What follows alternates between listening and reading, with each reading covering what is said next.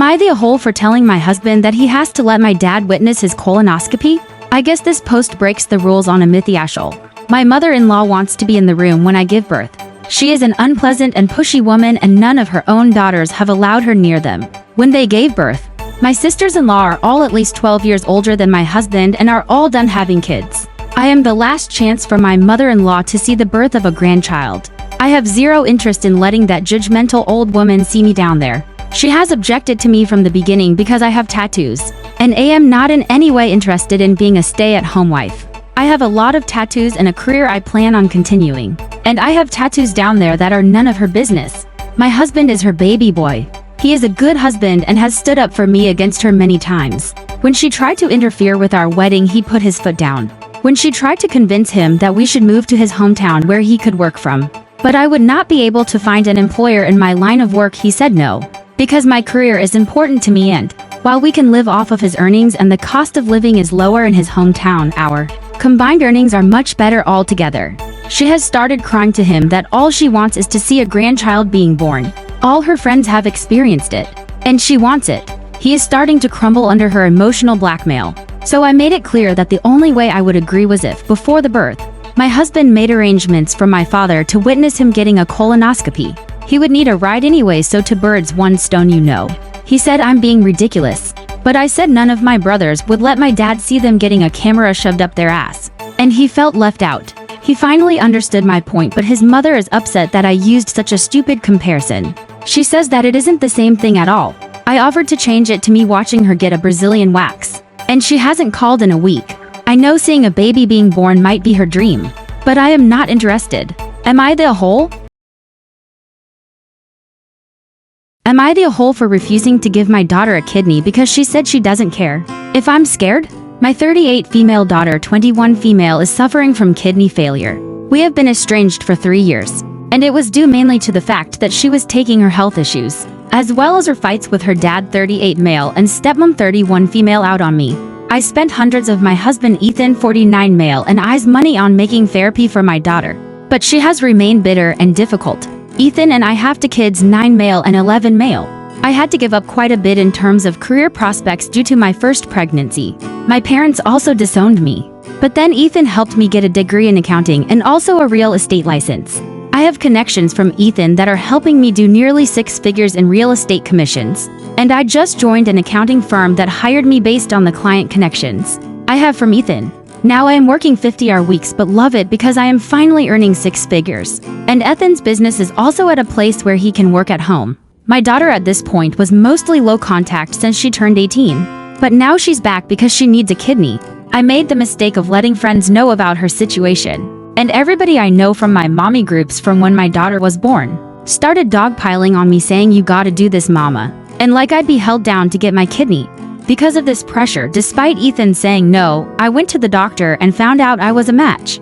I tried to reach out to my daughter's dad to see if he's a match, but her stepmom had apparently already called her, screaming that her dad was the provider for her and 3 kids. So how dare she ask this of a father? My ex said that his duty was obviously to his wife and minor kids, so no testing for him. And so he and everybody else just wanted to be my kidney. I tried to communicate to my daughter that I'm afraid of surgery. I was too new to take that much time from work, so I'd likely be working while in pain. She replied asking, doesn't Ethan make a lot of money? I told her again how risky surgery was, and she said, echoing my friends, I don't care, this isn't about you. I was so furious from that conversation that when I went to see the doctor, and the doctor asked if somebody was coercing me, I told him that at this point I'd rather die than continue to serve my ungrateful, rude daughter. I said I indeed felt coerced, and if I did it, I'd probably have burning resentment towards the recipient and the doctors if I woke up in pain. The doctor immediately said I am therefore not a compatible donor and that I should never feel like I'm a prisoner. I told my friends and Ethan this, and while Ethan just asked if I was okay and that the boys and him need me, my friends were furious and tried to shame me online with what kind of mother posts. They are insisting I go back and say I was lying and I've changed my mind to sign something showing I wasn't coerced and get it notarized if it's what it takes. Am I the a-hole? Am I the a-hole for not putting my wife's name on the house deed? She's my fiancée right now, but the argument we're having is that once we're married, she wants her name on the house deed. Years ago, I bought several acres as soon as I could afford it. Back then it was part of a ranch surrounded by other ranches. The owner needed money, so he parceled out this section and sold it to me. I built a small house on it and have lived in it ever since. Since it was originally part of a ranch, I did enough to legally keep it classified as a ranch, so the property tax is extremely low. Over the years, companies started to move to the neighboring big city and land prices started to go up. Almost all of the ranchers sold their lands to developers. So now there are huge houses surrounding mine. They start from $500,000 and go to several million. None of them sit on even an acre of land. My house is clearly the worst house around, and I have no doubt it's bringing the value of nearby houses down. That's all happened before I met and dated my fiancé. Now that we're engaged, we're talking seriously about our finances, and the only sticking point is the house. She wants her name on the deed once we're married because we'll be sharing our lives. Alternatively, she wants me to sell the house and we purchase a house together. I don't find either options attractive. In our state, whatever we bring to the marriage we take out. Since I will be bringing the house into the marriage, I can leave with it should things not work out. If I put her name on it, then she'll get half. If I sell the house, there's no way I'll be able to afford anything that's even close to what I have now. Not to mention our property tax will be several times higher. Then there's the drive time. My house is 30 minutes away from my work and 40 from hers. House prices has gone up so much that we'll have to move at least an hour away from our jobs. Like I said, we agreed with or compromised on everything else. This one issue is the only sticking point, and it's becoming a big one. So much so that she brought her family into it. This weekend her father took me out to dinner to have a man-to-man talk. He told me that if we're going to join our lives, we have to join everything. He expects me to do the right thing if I want to join their family. So now it's her entire family on one side and me by myself on the other. Am I wrong to want to keep the house I built by myself to myself? Edit 1. Neither of us are rich. I bought the land at a very low price, but now it's worth 10 times as much. Even if I offer to sell half of it to her at its current value, there's no way she can afford it. That's why if we buy a house together, we'll have to move far from here and our jobs in order to get one we can both afford. Edit 2. In all, I spent about $200,000 to buy the land and build the house. Everything is paid off and I pay the extremely low taxes every year.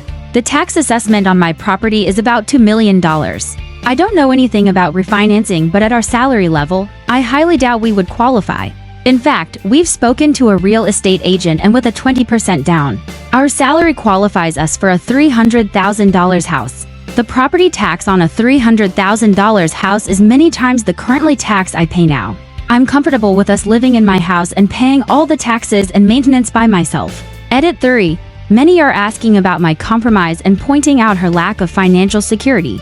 My compromise is that we live in my house and I will pay all of the taxes, bills, and maintenance costs. Based on our conversation with the real estate agent, if we buy a $300,000 house, her half of the mortgage would be about $1,300, not including her half of the property tax and down payment.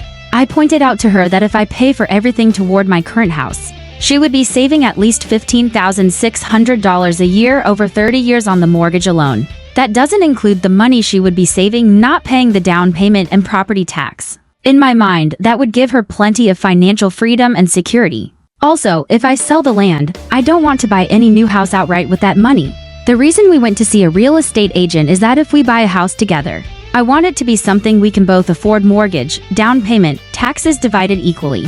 I would put any money I make off the sale into my retirement account. That's the main reason why I haven't sold my land despite many developers begging me to. Yes, some actually begged.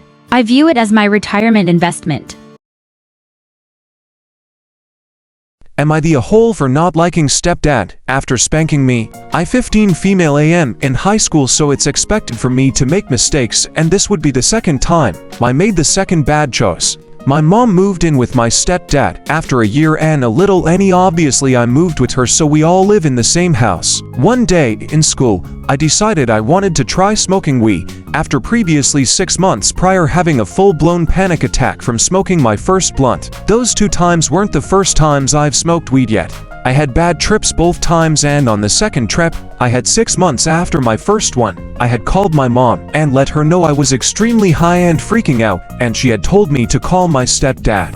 In the beginning, I liked my stepdad, but over time you could tell he was trying to build structure between me and mom since my dad was there, but also absent, so he was being controlling in ways that weren't needed when it had previously just been me and my mom since we moved states.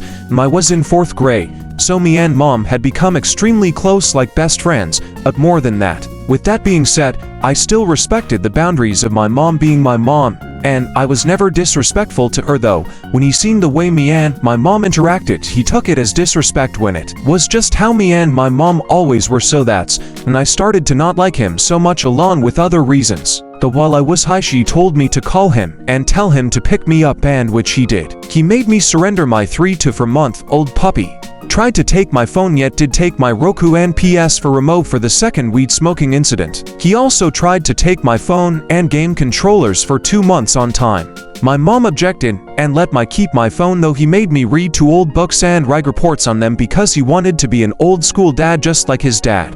Now before he made me do that, he made me take a cold shower, and I got home from school while I was still extremely high, and after that he made me bend over in the living room with my pants down and he spanked me bare ass. I had never previously been spanked like that, not from my mom nor dad. Then he made me go in my room all while I was still high and still panicky from both my severe anxiety and from the weed. In the moment I thought I deserved it, and after we had a talk about it while I was still high and not in my right mind whatsoever, he mentioned he had talked to his mom and his sister about the situation, and they both told him he was on the wrong because my mom had gotten at him for spanking me like that because he didn't ask my mom, he just did it like I came out of his ballsack. Later that week I had another panic attack from thinking about the whole situation. Me and my mom had a little incident while I was having another panic attack earlier that week that me and her talked about, and I mentioned to her how I felt about him spanking me like that, so she told me to try and talk to him. I tried speaking to him and explaining how I felt about him doing that now that I wasn't high and I was in my right mind.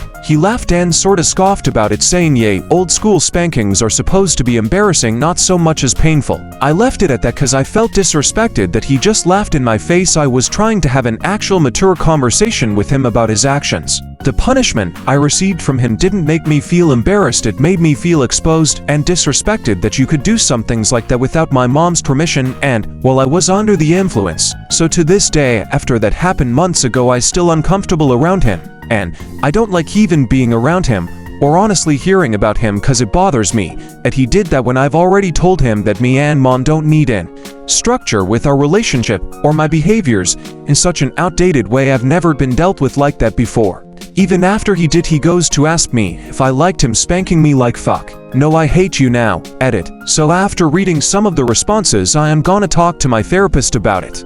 I've already been diagnosed with depression and anxiety, which my anxiety has worsened since my trips on weed.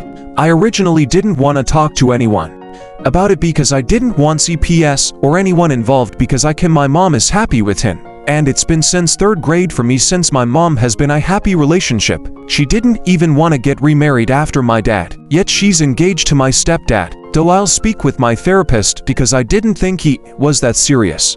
But I guess it is. And to clear up the bare ass part, I had on a like cheeky underwear, so not fully a thong, but I'm relatively shaped like a grown woman. But just to say that my anus and my vagina weren't exposed.